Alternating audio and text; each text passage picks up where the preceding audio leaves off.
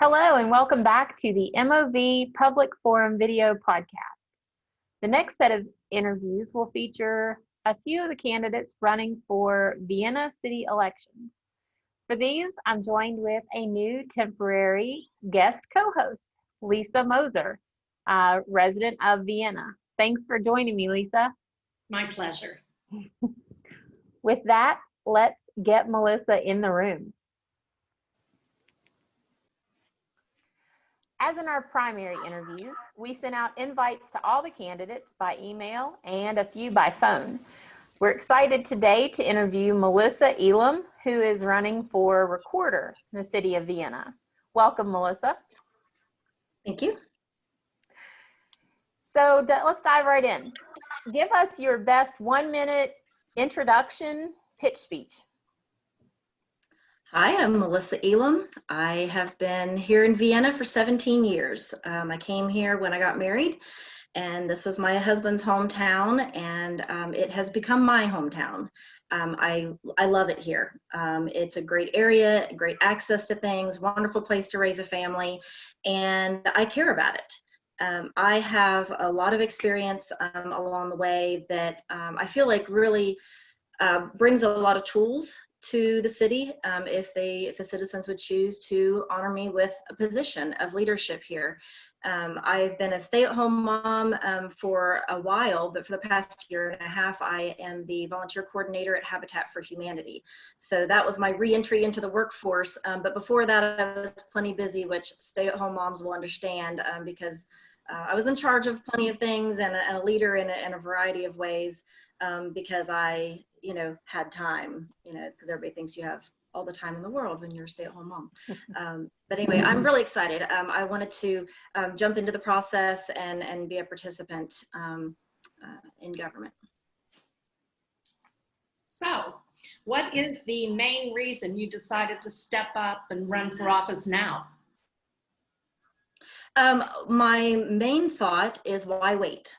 I had begun to get interested in government and leadership in that way, not really politics per se, more government. Government is such an important entity in our lives, whether it's on the local or state or national level. Decisions that people in government make affect our daily lives. And I want to participate in that. I believe that good people need to get engaged in it. And I don't want to be one of those people that just sits on the sidelines and complains or has my own opinion but doesn't do anything about it. So I am really wanting to make a difference. I wanted to make a difference for my own family and our experience in our community, and for the people that I care about. Our neighbors and our friends that live here, and I believe that this is the time to do it. I make things happen, and I'm a very driven person. I'm very ambitious, and it can be to a fault sometimes, but we get it done, and that's what I'm looking forward to, hopefully being given the honor of doing. Thank you. So how have you kept yourself in the loop concerning the actions of Vienna city government up to this point? A couple different ways. One, through live streams, and I don't know how many people really access that and take advantage of that. I know that even before COVID, there was maybe a lack of participation live stream wise. I hope that maybe COVID has gotten people more interested in connecting online in that way. But the live streams are really important, I think, to watch city council meetings and other events that they have. You get to see your leadership, and that's who they are. They're your leadership in action. You get to see how they interact with each other. You get to see how they make decisions. You get to see comments from the public. You get to see that process and how you kind of watching the sausage get made, in a way. So I've done that. My husband has also been a city councilman for the past 4 years. And so we have our own conversations about, like, hey, how do we feel about this as a citizen? And there's a lot of stuff that I still have not been privy to. I'm not on council. And so there was a lot of conversation that he would have with other folks that wasn't my business. But I have been able to see things a little bit more from a leadership standpoint, and things that he has dealt with, and maybe some obstacles that would be good opportunities to improve upon in the future. So what do you see as the 3 largest problems facing the city of Vienna today? I'll preface it with this. I think that Vienna, it's a quaint place. It is unique. It's situated, it's not Parkersburg, larger metropolitan. It's quaint. It's on the edge. We've got the mall and we've got all the Miracle Mile part, but we're also, we've got our streets and our avenues and our bikes and our walkers and that kind of thing. We're quaint. But I don't want to see us get left behind. And I think if I could do a generalization, I think some of our larger problems that then filter down into hot topic problems would be a lack of ambition. Maybe not being willing to tackle really hard things because maybe important people haven't said that those things are important yet. It may be a lack of just engagement and knowing and seeing, being relevant. I feel like our leadership in general, across the board, for all 7 people on council, there's a lack of engagement and maybe awareness of what's really happening for a majority of the city, being in the trenches with them. And maybe some of that has come because several of them have been there for a while. And not to say that you don't have good leaders that have led for a long time, but I have seen a trend over the past several years of just kind of a decline in umption, maybe wanting to tackle the big stuff and be willing to have the hard conversations. And some of those things might be like street flooding or whatever, like what's really causing it. You can't just keep going and putting band-aids on stuff. Let's just do a comprehensive overall look at what's happening. So I feel like the big things are our leadership, and we could be so much farther ahead. We could be healthier financially. We could be healthier, infrastructure wise, and economically. I feel like those are the things that government is supposed to provide for us. Otherwise, I want you out of my life. Don't tell me how to raise my kid. Don't tell me how to do all these things.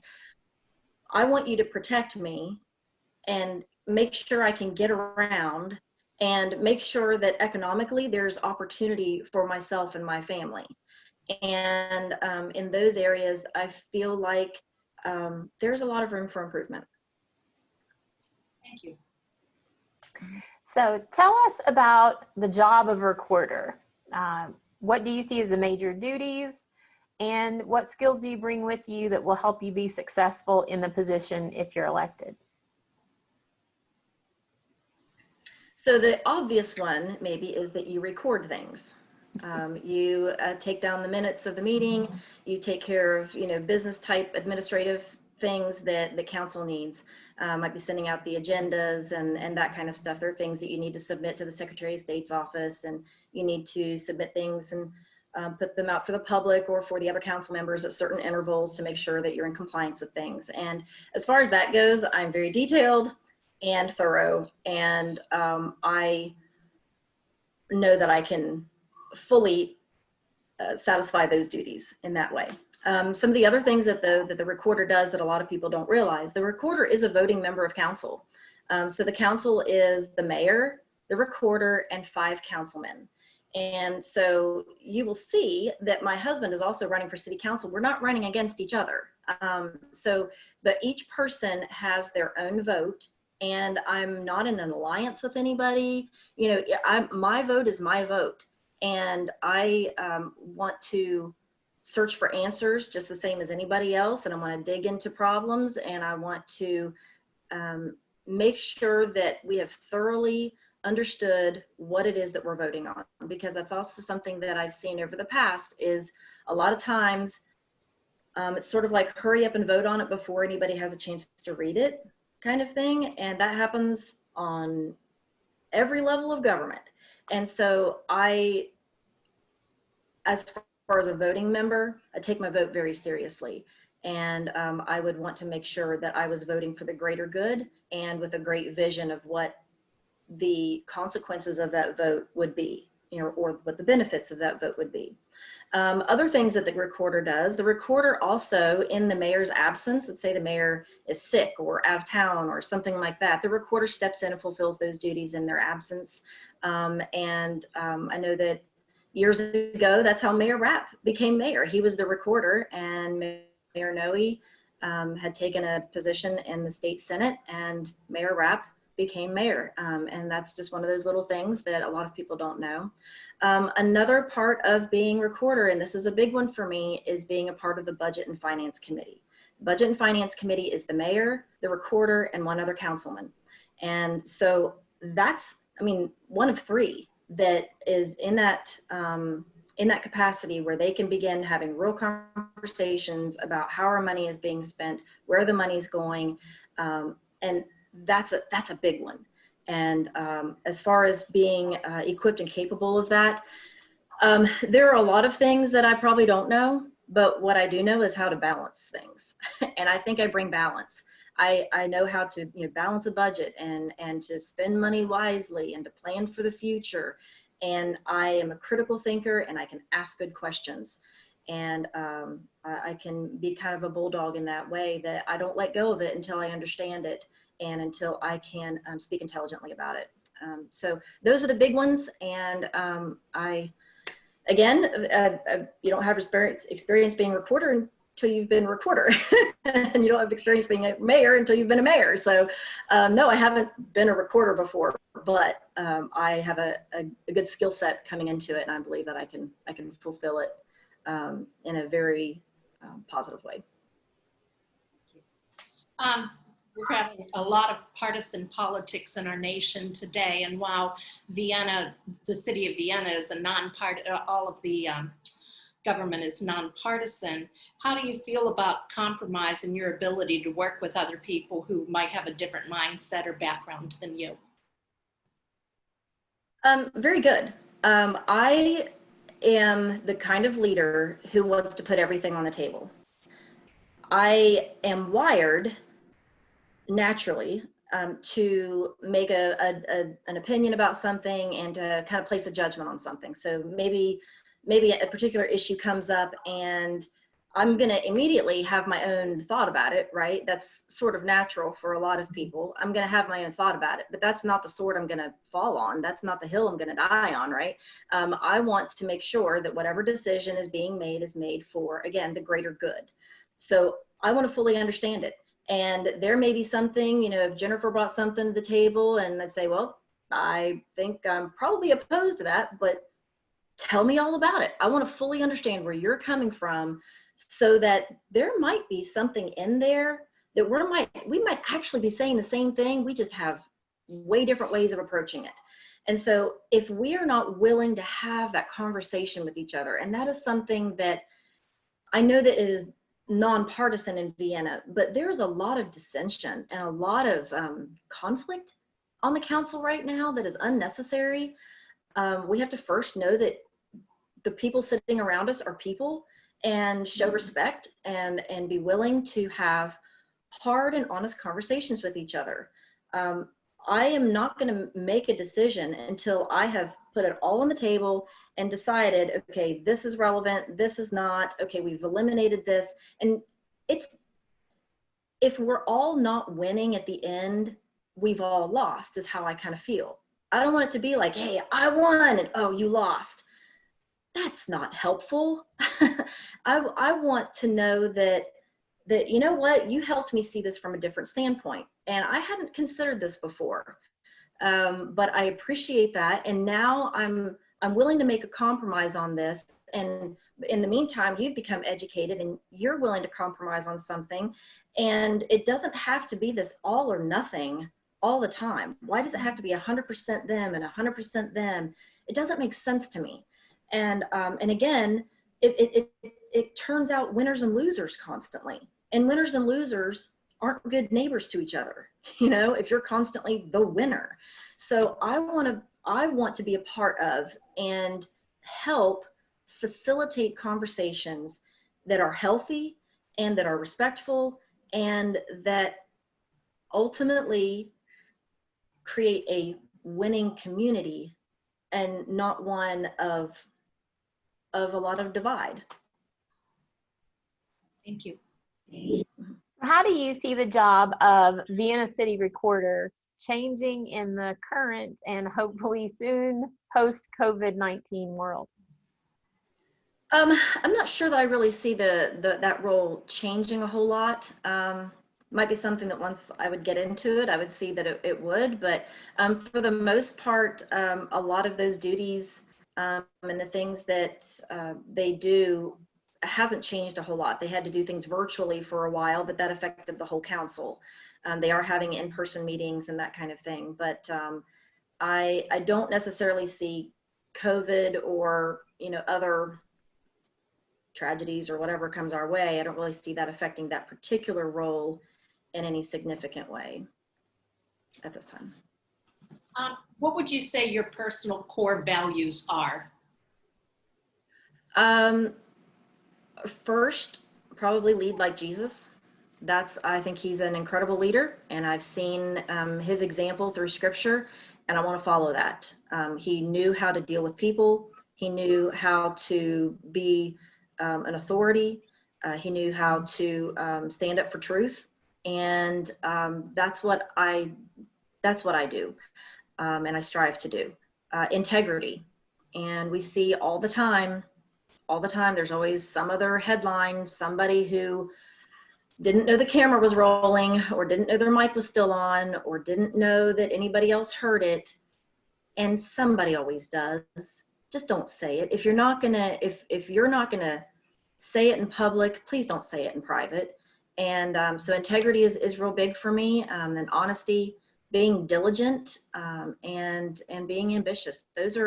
That's kind of, it doesn't matter if it's a small task or a big task. I tackle it, and I want to do everything with excellence. Kind of excellence in the ordinary. So you touched on this a little bit when you introduced yourself, but as the recorder of the city of Vienna, you would be a visible ambassador. Tell us what you would say to someone when they ask what you're most proud of about Vienna. I love that Vienna is a great place to raise a family. It is a safe place. It is very accessible. Again, I've said, I feel like sometimes my life doesn't go beyond like 60th Street and, the mall. Everything is right here. Everything I need is right here. The doctors, the banks, the grocery stores, everything is right here. And as far as being how proud I am of Vienna, they've managed to still remain kind of a small town right attached to a big one.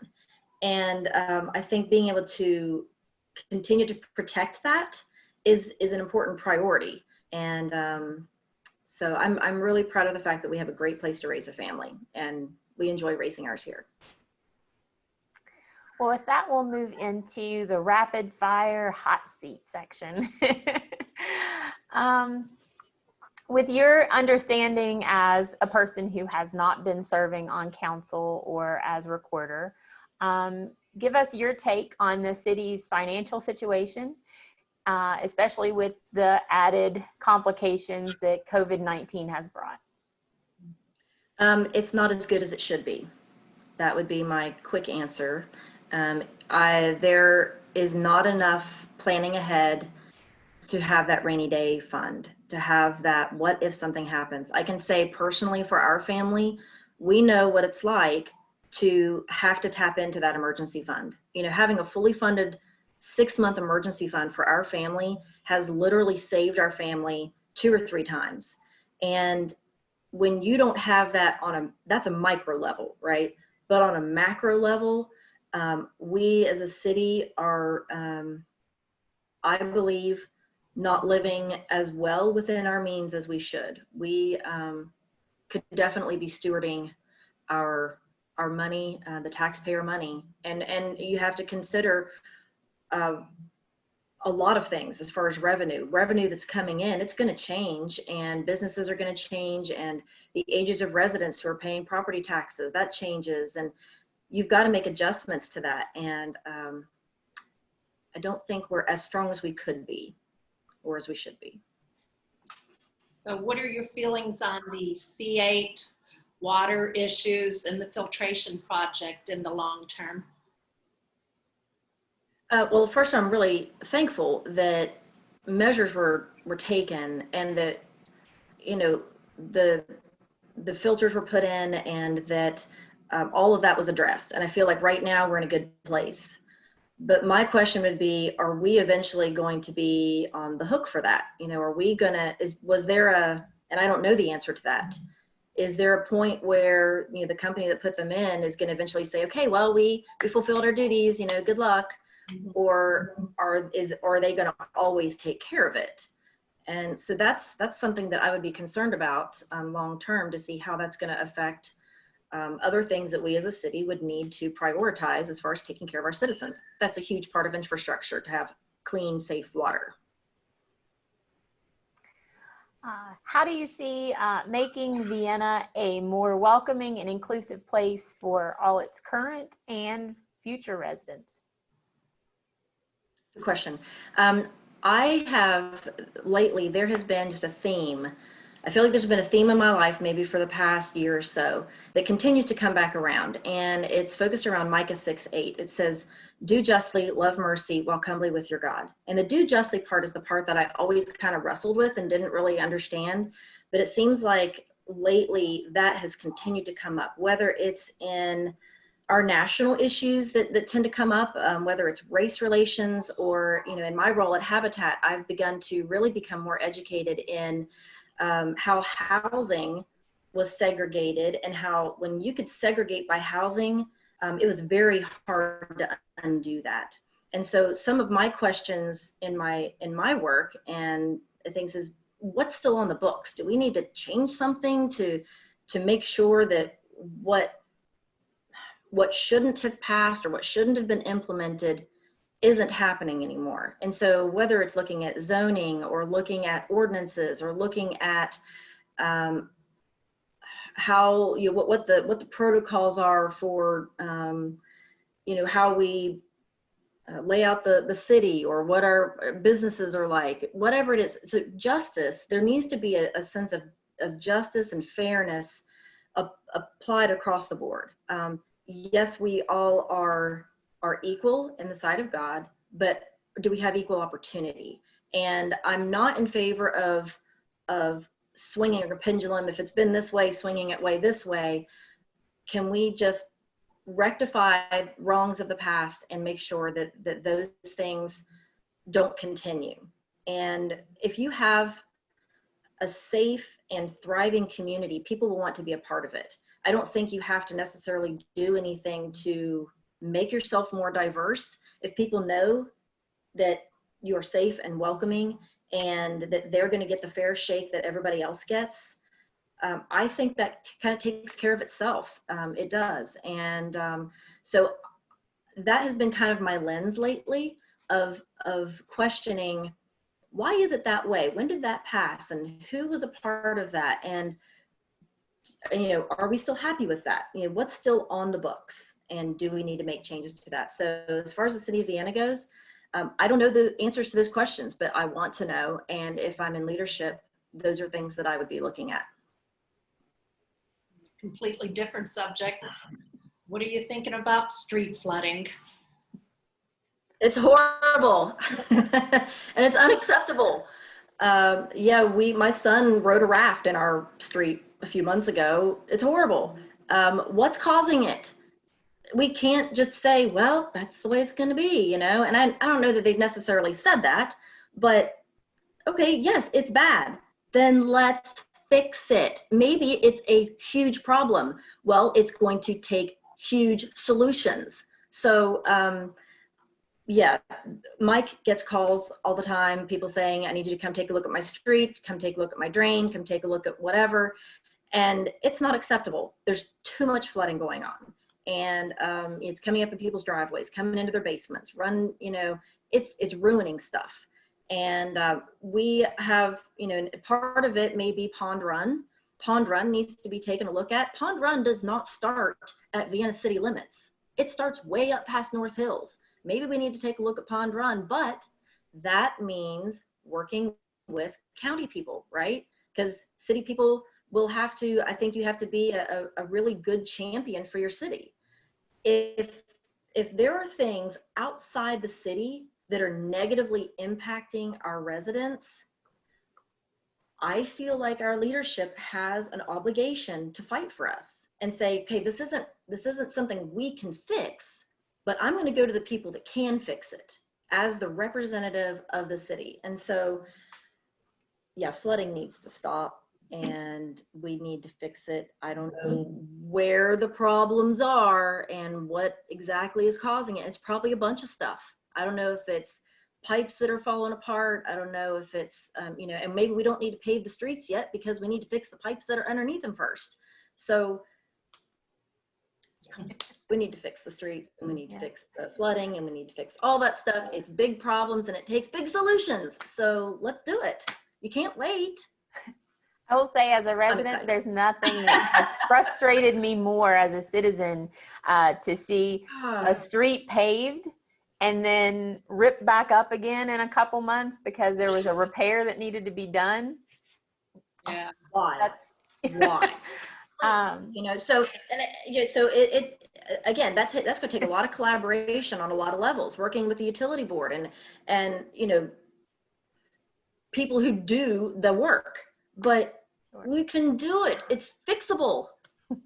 So I've got a few people that I know have particular issues, and it kind of becomes like a county thing, like, well, it's not really us. Well, it's not really us, and nobody wants to own it. In the meantime, we have residents who are wrestling with a real problem, and again, that's not acceptable. We have to fix it and figure out a way to do it and not give up until we do. Right. So what do you see going forward? A hot topic in the greater Mid-Ohio Valley lately has been the use of bikes, the use of golf carts, and alternative methods of transportation. How do you see the city of Vienna growing bike lanes or trails and use of city streets in accordance with that?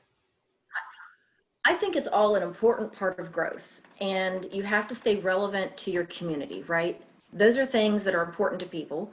And this is another one of those things where you'd have to put it all on the table and not make any decision yet and say, okay, what do we need to consider in this? There are, whether it's, bike lanes and trails. I know Marietta has done a really good job of that over there, and it's kind of become, an attraction for them. People go there to do that. And so we kind of need, as Vienna, need to decide what our identity is in that. Something that's not necessarily a problem, but it's definitely something to consider, is that Grand Central Avenue is a state road. 14 is not ours. And there are, there's a lot of traffic on that road. And it would be nice if we were, a little community that you turn off the main road and here's our whole community, but that road splits us right down the middle. And there's a lot to consider with that. So you've got to look at safety, you've got to look at enforcement. How are you going to enforce things? And really explore each little avenue that it could go down. Okay, if we do this, what does that mean? If we do this, what does that mean? Because you could end up causing a bigger mess just because somebody thinks it's a good idea. It might be a great idea. It might not be possible. It might not be something for the greater good. And I am not for exceptions. I think we need to define ourselves and stick with it. You can't say that one member or one part of our city is more important than another. And we all have unique communities, right? Like my community that I live here on 20th Street is very different from, a community down the road. We have our own little 20th Street culture, right? And there are other neighborhoods here in our city that have their own unique culture, and that's fine. That's good. But we've all got to understand that there are we need to, as a city, have some unity and some concessions. Maybe you have to be willing to concede on some things and say, you know what, we just don't do this, or you know what, they do this and I don't like it, but I guess I can put up with it, you know. And so again, this goes back to the whole win-win. I would like for it to be a win-win no matter what we do. You know, if it's something, no matter what it is, bike trails or golf carts or other trails or other opportunities, whatever that is, we need to take a serious look at things and consider whether or not it's safe, relevant, sustainable. What kind of maintenance are things going to need? And again, when it comes to law enforcement and safety, you know, is it enforceable? You know, are we going to say we have these rules now? Yeah, how are you going to enforce that? And are you wearing them down? And is it really going to happen? Is it realistic? I'm not one. I don't like when people say, well, they're going to do it anyway. What? No. What's the rule? Then let's enforce that rule. And if we need to change the rules so that, you know, it isn't something that people are breaking the law on all the time, then let's change it. But I don't like that. Well, they're going to do it anyway. I don't care for that. So. Well, with that, we'd like to give you. Can you tell?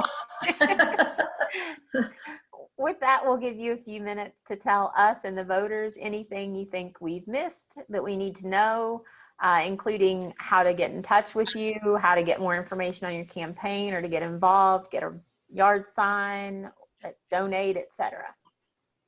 Great, thank you.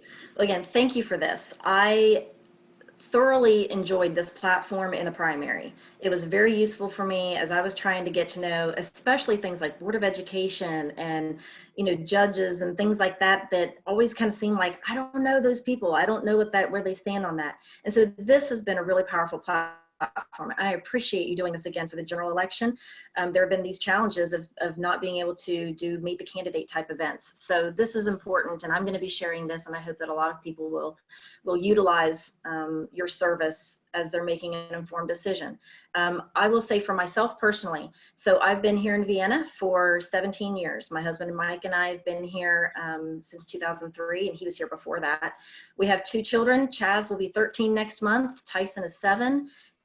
They go to Neil and Jackson, and I work for Habitat for Humanity. I'm the volunteer coordinator, and I get a lot of people involved there for that. We go to Vienna Baptist Church, and we're very active in our neighborhood, and we love living here. I want to make a difference. I believe now is the time, and I would love to have your vote. The recorder is an important position that I think a lot of times has kind of been looked over because a lot of people don't understand what it is. And I hope to kind of bring that more to the forefront and say, you know what, I would like an opportunity to exercise my leadership in that position and participate in the process of government in a meaningful and effective way. So thank you. If you would like to get in touch with me, I have a Facebook page, Melissa Elam for Vienna City Recorder. You can look that up. You can reach me at email. It's my full name, Melissa Elam, MELISSAELAM @suddenlink.net. You can also reach me on my cell. I do texting or calling is fine. 304-966-2577. I do have some signs left, so I've been slowly kind of putting them out. And I will say this, that a few people have kind of questioned whether or not I should put signs out yet because it seemed early. But in this election, there are still a lot of people voting absentee. In the Wood County, in the primary, there were over 10,000 absentee ballots cast, not just requested. That many came in and were actually voted in the primary. And last week, Mark Rhodes said that there were over 1,300 already that had been requested. Those ballots will go out on September 18th. And that means there are some people that will have made up their mind about who they're voting for. They will cast their ballot when their ballot comes in the mail on the 19th, and it's done. November, you don't have to wait for November, and there's going to be a lot of people voting early. So please, whether it's my time here with them or other interviews here, I hope that people will take advantage of that and become a well-informed voter, know who you're voting for, be educated about it, and be confident. When you check that name, know that you are happy with your choice. So thank you for your time. I look forward to hopefully serving in the city of Vienna as your recorder. Thank you, Melissa. Thank you. We appreciate your time and your interest in serving the city of Vienna. Good luck with your candidacy. We hope you all stay safe and well. And everyone, wash your hands. Thank you.